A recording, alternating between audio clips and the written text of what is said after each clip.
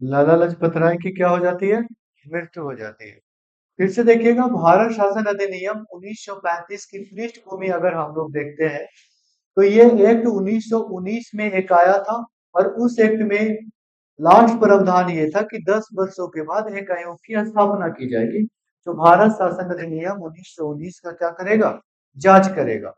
लेकिन 10 वर्ष से पहले ही 8 नवंबर 1927 को लंदन में एक आयोग बनाया जाता है, इंग्लैंड में एक आयोग बनाया जाता है, जॉर्ज साइमन की अध्यक्षता में। इसीलिए इस आयोग का नाम ही हो जाता है साइमन आयोग। क्या हो जाता है? इसी आयोग को बोला जाता है साइमन आयोग। साइमन आयोग बोला जाता है, साइमन आयोग, साइमन आयोग। ठीक है। याद रखना है आप लोगों को कि 3 फरवरी 1928 को लाहौर में लाला लाजपत राय की क्या हो जाती है? मृत्यु हो जाती है। मृत्यु हो जाती है। क्यों? क्योंकि इस समय ना ये भारत आ गया था। कहाँ आ गया था? भारत आया था। पूछा जाता है, साइमन आयोग का गठन कब हुआ? 8 नवंबर 1927 को। भारत कब आया? 3 फरवरी 3 फरवरी 1928 को भारत आया। भारत में आने के बाद भारत के कौन से ऐसे चर्चित व्यक्ति हैं जिनकी मृत्यु विरोध में हो जाता है? लाला लाजपत राय। विरोध का कारण साफ है, हालांकि ये मॉडर्न हिस्ट्री का है, कोशिश कर रहे हैं आप लोगों को शॉर्ट में समझाने का। विरोध वही कारण है कि सातों का सातों अंग्रेज है। ये भारत शासन अधिनियम जो है 1919, ये भारत में लागू हुआ, भारत में चला, तो इसका फायदा हुआ या नुकसान हुआ, वो भारत के लोग कम से कम एक या दो उस सदस्यता में रहेंगे तब तो ये हो पाएगा, निश्चित निकल पाएगा कि क्या हुआ, फायदा हुआ या घटा हुआ। लेकिन अंग्रेजों ने भारत को उस आयोग में रखना उचित नहीं समझा और खुद आयोग बना दिया और भारत भेज दिया। भारत में बहुत जगह विरोध हुआ, दिल्ली, पंजाब, मुंबई, है ना। और लाहौर में विरोध विद्रोह इसलिए चर्चित है क्योंकि यहाँ लाला लाजपत राय की क्या हो जाती है?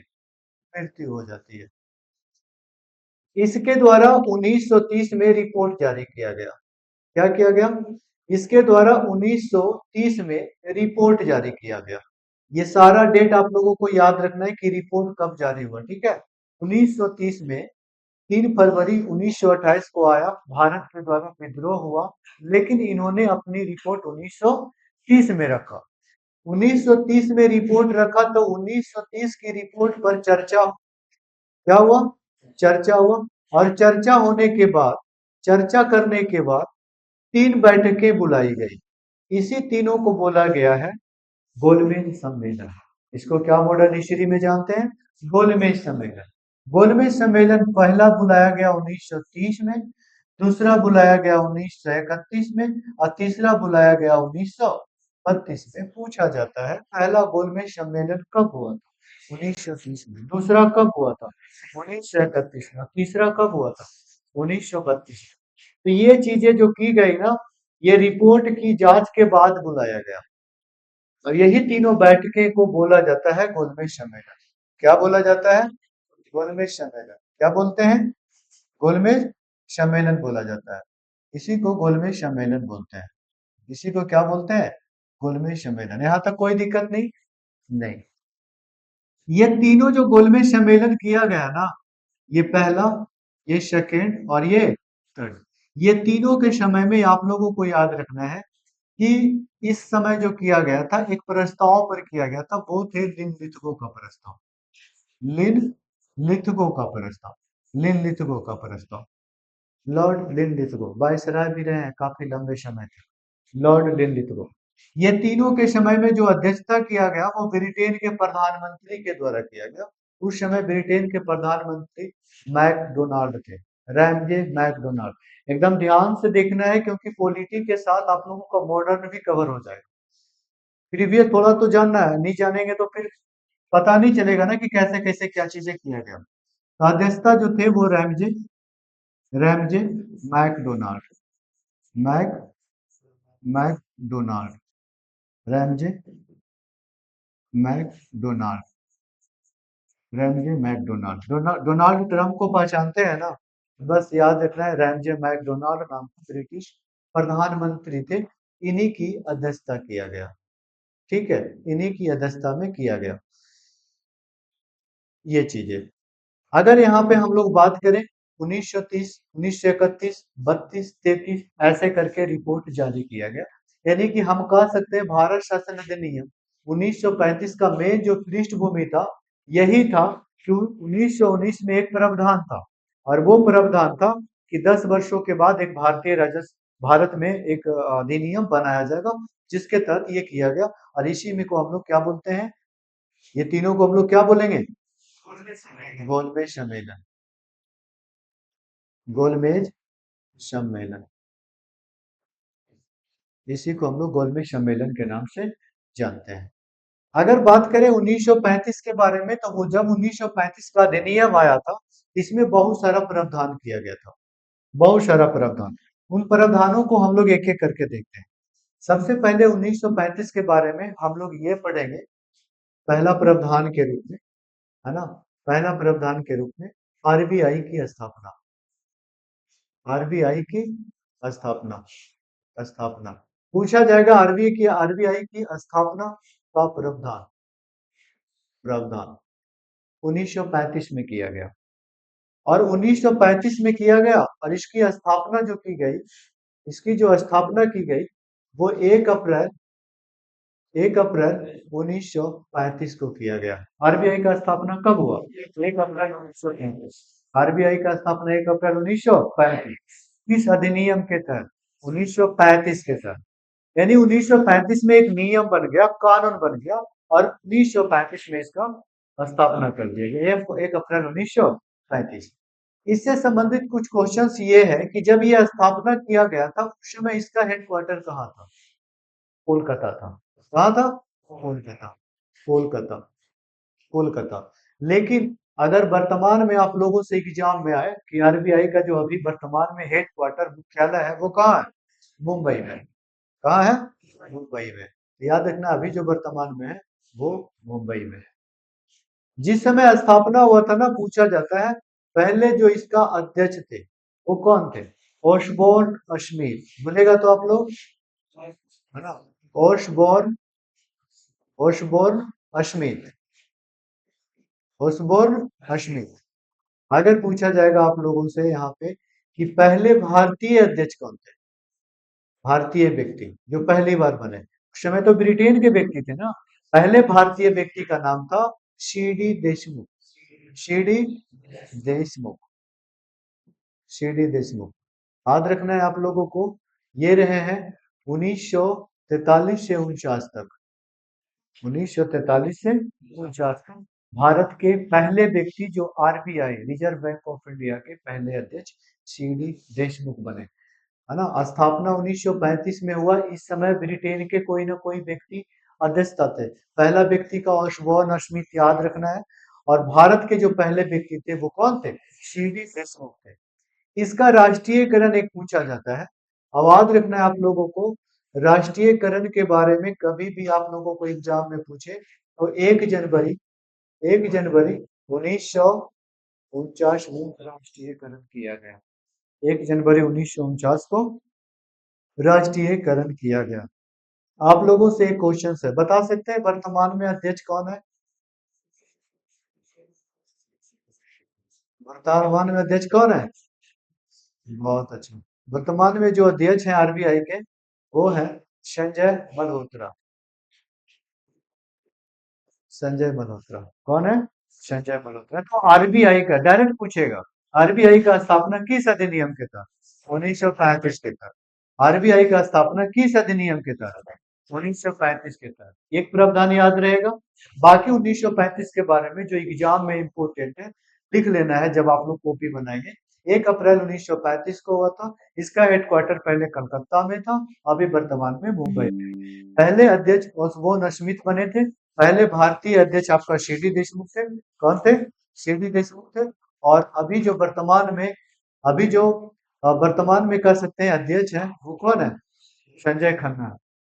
कौन है, संजय खन्ना। तो ये चीजें आप लोगों को यहाँ पे ध्यान देना है।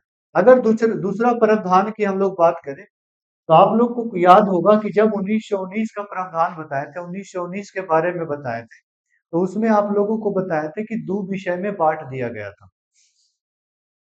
एक था आरक्षित विषय, एक था हस्तांतरित, था ना। आरक्षित विषय में जो था वो वित्त था, न्याय था, सैन्य था, ये सारा ब्रिटिश लोगों को दिया गया था। वीडियो देखे थे या नहीं देखे थे आप लोग? और दूसरा जो था वो भारत के कुछ मंत्री को दिया गया था, वो था शिक्षा, स्वास्थ्य, है ना, ग्रामीण स्तर पर वो चीजें आवंटन किया गया था। तो दूसरा प्रावधान में आप लोगों को याद रखना है कि शक्तियों का बंटवारा किया गया। शक्तियों का क्या किया गया? बंटवारा किया गया। तो दूसरा प्रावधान याद रखना है 1935 के लिए कि शक्तियों का बंटवारा हुआ, बंटवारा किया गया। इसके लिए इन्होंने 3 सूची बनाई। कितनी सूची बनाई? 3।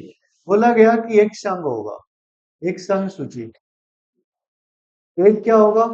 राज्य सूची, एक क्या होगा? समवर्ती सूची।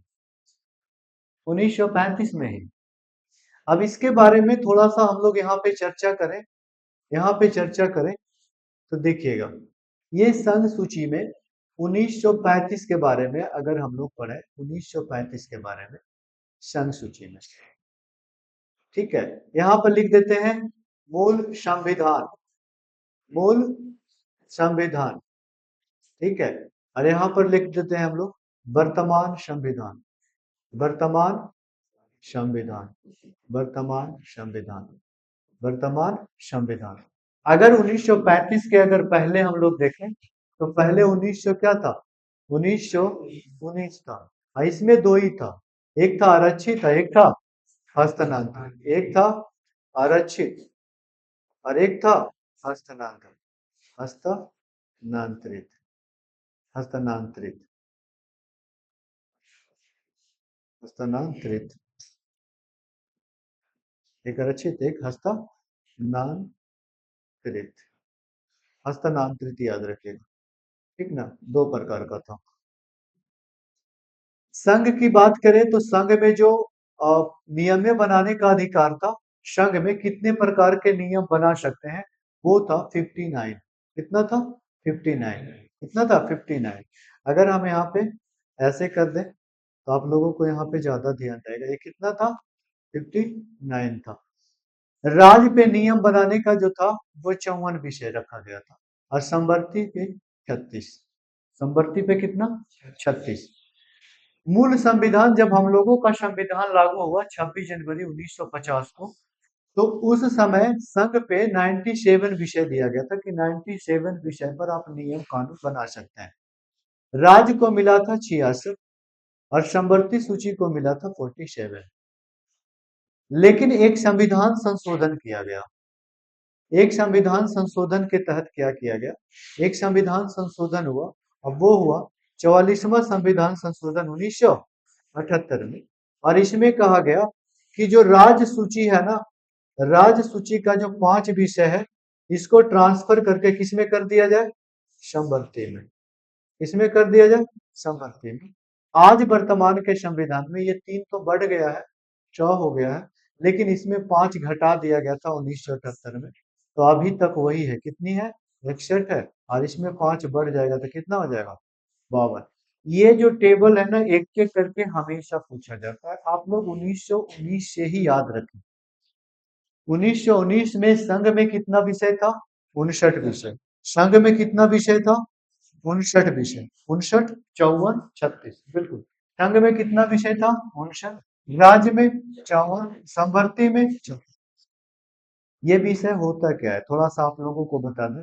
अगर मान लीजिए कि इनको सबके बोल दे कि यहाँ के लिए ना 10 नियम बनाने का अधिकार इनका है, 5 नियम आप बनाएंगे, तो वो नियम विषय ही होता है कि इस विषय पर इनका कानून चलेगा, इस विषय पर इनका कानून चलेगा, और जिनका कानून चलेगा उसी को हम लोग बोलते हैं शक्तियों का बंटवारा, है ना, शक्तियों का बंटवारा। यानी कि कह सकते हैं 1935 अधिनियम में एक महत्वपूर्ण प्रावधान आया जिसमें शक्तियों का बंटवारा किया गया। और उस शक्तियों के बंटवारा से कई बार आप लोग देखेंगे, अगर घटना चक्र पढ़ेंगे तो उसमें लिखा हुआ रहेगा कि एक्ट 1935 में संघ को कितना विषय दिया गया था? 59 विषय। राज्य को कितना विषय था? 54। संवर्ती सूची को कितना था? 36। और जब संविधान हम लोग पढ़ाएंगे तो फिर लिखाएंगे इस मूल संविधान में जब संविधान लागू हुआ उसमें 97 विषय था संघ के पास, 66 था राज्य के पास और समवर्ती सूची के पास 47। अब इसको आप ऐसे रख सकते हैं, 1935 बोलेंगे 59, 54, 36 बोलेगा तो 59, 54, 36, 1935।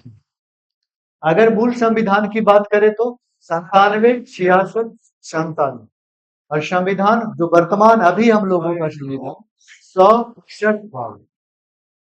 यहाँ से पार्टिकुलर रूप से पूछा जाएगा वर्तमान संविधान में संघ में कितने विषय हैं। वर्तमान संविधान में समवर्ती सूची में कितने विषय है, कितना है। वर्तमान अगर पूछा जाए एक्ट 1935 में समवर्ती सूची में कै विषय था, 36 था। जैसे ही आप लोगों को ये सारा प्रावधान बताएंगे तो क्वेश्चंस करेंगे, वहां पे ध्यान रखना है। संघ में कितना बताए हैं 29, 59, राज्य में 54, समवर्ती में 36। जब संविधान लागू हुआ था तो 97, 66, 57 ये दोनों का कंडीशन हम यहाँ पे बता चुके हैं। इन दोनों का कंडीशन हम यहाँ बता चुके हैं। 44वां संविधान संशोधन 1978 में ये राज्य सूची को समवर्ती सूची में कर दिया गया। क्लियर है। एक चीज ये और है, जब शक्तियों का बंटवारा किया गया 1935 में, कुछ ऐसे विषय थे जिनको ना तो संघ को मिला था, ना राज्य को मिला था, ना तो समवर्ती सूची को मिला था। तब वैसे विषय को एक अलग विषय बनाया गया जिसका नाम रखा गया अवशिष्ट सूची। क्या रखा गया, अवशिष्ट सूची। याद रखना है आप लोगों को, यहाँ पे आप लोगों को याद रखना है, यहाँ पे याद रखना है कि एक अन्य विषय बनाया गया था, है ना, अन्य सूची बनाया गया था। और ये अन्य सूची में आप लोगों को याद रखना है, ये अन्य सूची का जो नाम था उसका नाम था अवशिष्ट, अवशिष्ट सूची, अवशिष्ट सूची। क्या नाम था, अवशिष्ट सूची का। ये अवशिष्ट सूची में जो था, ये अवशिष्ट सूची में वैसे चीजें को रखा जाता था जो इस पर कानून इतने में नहीं है, वो इसमें रखा जाता था। ठीक है। जैसे आप लोगों को एग्जाम्पल में अगर दे तो एग्जाम्पल में आपका हो जाएगा cyber crime, cyber crime, cyber crime, cyber crime जैसे विषय अवशिष्ट सूची में थे। बोल सकते हैं कि सर अवशिष्ट सूची पर नियम कौन बनाता होगा। अवशिष्ट सूची पर जो नियम बनाने का अधिकार था वो था गवर्नर। इस पर जो नियम बनाएगा, वो नियम बनाएगा, वो कब बनाएगा, कौन बनाएगा, गवर्नर बनाएगा। लेकिन वर्तमान समय में, अभी वर्तमान समय में इस पर नियम कौन बनाता है, संसद बनाता है। कौन बनाता है, संसद बनाता है। ये वर्तमान की बात है, उस समय गवर्नर इसमें था। क्लियर है। तो दो प्रावधान आप लोगों को बताएं, एक आरबीआई का स्थापना और एक क्या बनाए, एक बताएं आप लोगों को ये शक्तियों का बंटवारा, शक्तियों का बंटवारा। क्लियर है। दोनों प्रावधान याद रखना है। नेक्स्ट अगर बात करें तो छह प्रांतों में, छह प्रांतों में छह प्रांतों में विधानमंडल का गठन किया गया। क्लियर है। छह प्रांतों में द्विसदनात्मक विधानमंडल का गठन किया गया। याद रखना है तीसरा प्रावधान में आप लोगों को कि भारत शासन अधिनियम 1935 के तहत छह प्रांतों में, छह प्रांतों में, छह प्रांतों में द्वि द्विसदनात्मक, द्विसदनात्मक विधानमंडल, विधान विधानमंडल का गठन किया गया, विधानमंडल का गठन किया गया 1935 के तहत, 1935 के तहत। इनमें से कौन नहीं है, हमेशा देखने को मिलता है वो। याद रखना है आप लोगों को। याद करने के लिए कैसे याद रखेंगे, सबसे पहले आप लोगों को बिहार लिख देना है। क्या लिख देना है, बिहार, एक हो गया। दूसरा लिख देना है बंगाल। क्या लिख देना है, बंगाल, ये दो हो गया। अब बताइए बिहार बंगाल में कोई दिक्कत नहीं ना। तो बिहार और बंगाल जब हो गया तो बंगाल से आगे जाएंगे तो एक असम था, वो अभी भी चर्चित है। पहले छोटा छोटा राज्य का नाम नहीं था। तो बिहार, बंगाल और तीसरा आप लोगों को याद रखना है असम। याद रखेंगे असम, ये तीनों याद रहेगा, ये तीनों याद है। चौथा रहने दीजिए, पांचवा और छठा याद कीजिए।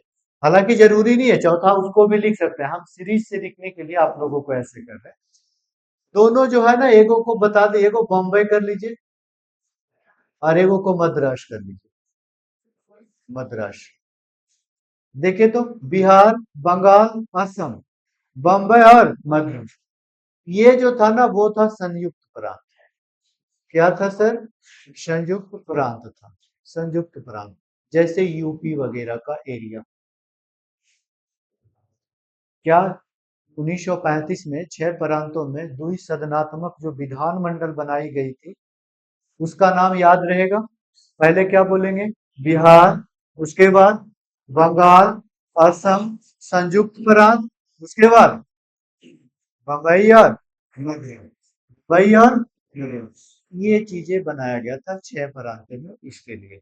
क्लियर है? तो यही चीजें हमेशा पूछा जाता है कि 6 प्रांतों में द्विसदनात्मक विधानमंडल का गठन ऐसे किया गया। किसको समाप्त करके? याद रखना है, आरक्षित और हस्तानांतरित जो हम बताए ना, संघ भी बनाया गया था, वो तो समाप्त किया ही गया था, साथ में इसके बारे में एक प्रावधान आया था। अगर हम लोग चौथे प्रावधान की बात करें, तो एक चीज और इसमें याद रखना है एक्ट के बारे में। भारत शासन अधिनियम 1935 में अनुच्छेद की संख्या 321 थी। कितना अनुच्छेद था? 321 अनुच्छेद था। अगर यहाँ पर बात किया जाए अनुसूची का, अनुसूची की संख्या कितनी थी?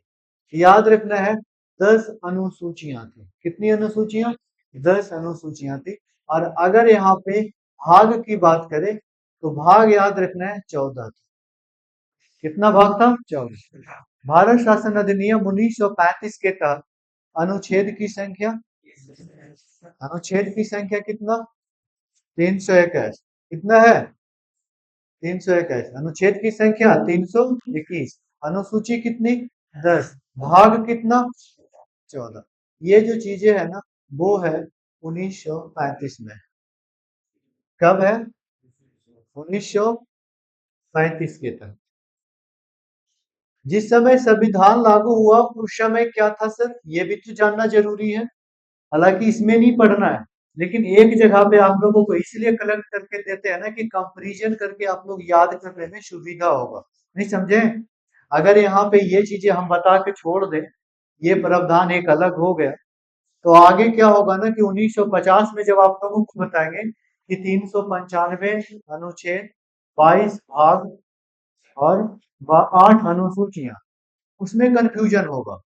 पता नहीं 8 इसमें था या उसमें था। जब एक जगह पे आप लोगों को दे रहे हैं तो कंफ्यूजन होने के चांस बहुत कम है। हमें तो पढ़ाना है, हमें आप लोगों को यही है कि सिखाना है पूरा पॉलिटी। तो जहां जहां पे जो चीजें हम बता रहे हैं, सिर्फ ईमानदारी से याद करते जाना है।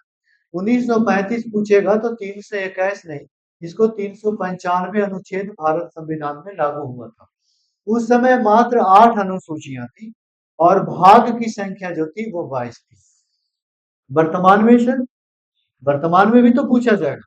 अगर वर्तमान समय में बात करें, वर्तमान की बात करें, तो आपका ये तो 395 अभी भी है आर्टिकल, लेकिन अनुसूचियां में ना 4 जोड़ दिया गया है। कितनी जुटी है? 4 इसमें जुड़ गया है, इसमें 4 जुड़ गया है, तो यानी कितना हो जाएगा? 12। और ये भाई भाग की संख्या वही है, भाग की संख्या, भाग की संख्या आपका वही है 22। भाग की संख्या 22 ही है। क्या आप लोगों को इतना समझ में आया? अगर पूछा जाएगा भारत शासन अधिनियम 1935 के बारे में बताइए, 1935 में कई अनुच्छेद? 321। 1935 के समय में कितने अनुच्छेद? 321। कितना भाग? कितनी अनुसूचियां? 10। जब संविधान लागू हुआ उस समय कितना अनुच्छेद? 395 अनुच्छेद। कितना भाग था? 8। अनुसूचियां कितने, भाग कितना? 22। और अनुसूची उसी समय से अगर वर्तमान में देखा जाए तो 395 आर्टिकल, 12 भाग है, 12 अनुसूची। और ये 12 जो जोड़ा गया ना, इसके बारे में हम लोग पढ़ेंगे आगे, कैसे कैसे जोड़ा गया। ठीक है? सारी चीजें के बारे में हम लोग चर्चा करेंगे। अभी सिर्फ याद रखना है कि 4 को जोड़ा गया, 4 जोड़ा गया। क्लियर है? चलिए। अगर हम लोग नेक्स्ट प्रावधान की बात करें, ये चौथा प्रावधान था क्या? अगर नेक्स्ट हम लोग पांचवा प्रावधान की बात करें, तो पांचवा प्रावधान में याद रखना है कि सांप्रदायिक सांप्रदायिक निर्वाचन निर्वाचन का दायरा बढ़ाया गया। क्या सांप्रदायिक निर्वाचन के बारे में आप लोगों को बताए थे? सबसे पहले किनको मिला था सांप्रदायिक निर्वाचन? मुस्लिम लोगों। कौन से अधिनियम के तहत? 1919 के तहत। तो हम लोग पहले उसी का चर्चा करेंगे। सबसे पहले हम लोग उसी का चर्चा करेंगे कि 1919 में जो पहली बार दिया गया वो किसको मिला था? मुस्लिमों को। 1909 में। देखिए आप लोग मेहनत कर रहे हैं, बहुत अच्छा। 1909 में मुस्लिमों को, किसको मिला? मुस्लिम लोगों को मिला। ठीक है। 1919 में हम लोग पढ़े कि 1919 में क्या किया गया? 1919 में भी बढ़ा दिया गया, 4 लोगों को दिया गया। 1919 में भी अलग अलग कर दिया। ठीक है, आप अलग चुनाव लड़ेंगे, आप नेता बनेंगे, आप ही को लोग वोट, आप ही के संप्रदाय के लोग वोट डालेंगे। तो 1919 में भी सांप्रदायिक निर्वाचन मंडल का दायरा बढ़ाया गया। किनको किनको दिया गया सर? तो याद रखना है, एक तो दिया गया भारतीय ईसाई को। भारतीय भारतीय ईसाई, याद रखना है, भारतीय ईसाई। भारतीय ईसाई को मिला है। दूसरा हम लोग लिख सकते हैं भारतीय सिख को भी मिला था। किसको मिला था? भारतीय सिख। तीसरा हम लोग क्या याद रखेंगे? एंग्लो इंडियन को भी तो मिला था, है ना? Anglo Indian, Anglo Indian. और एक है आपका, याद रखना है, यूरोपीय लोगों को। यूरोपीय यूरोपीय यूरोपीय लोगों को दिया गया था, यानी कि 4 लोगों को अलग से सांप्रदायिक निर्वाचन मंडल दिया गया था। ये जो दिया गया ना एंग्लो इंडियन, किसे कहते हैं? भारत में जब अंग्रेज आते थे ना, बहुत पहले से आ रहे थे, 1773 से भी पहले कह सकते हैं कि व्यापार 1600 ईस्ट इंडिया कंपनी की स्थापना हुई थी।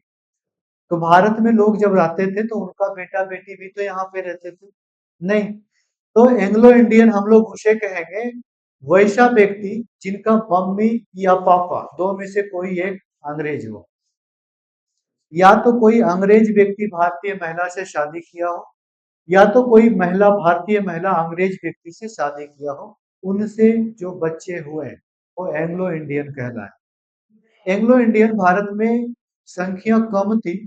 जब हम लोगों का संविधान बन रहा था, उसमें एंग्लो इंडियन के लिए लोकसभा में 2 सीटें रिजर्व कर दिया गया कि उन 2 सीटें पे लोकसभा में कोई नहीं बैठेगा, एंग्लो इंडियन बैठेगा।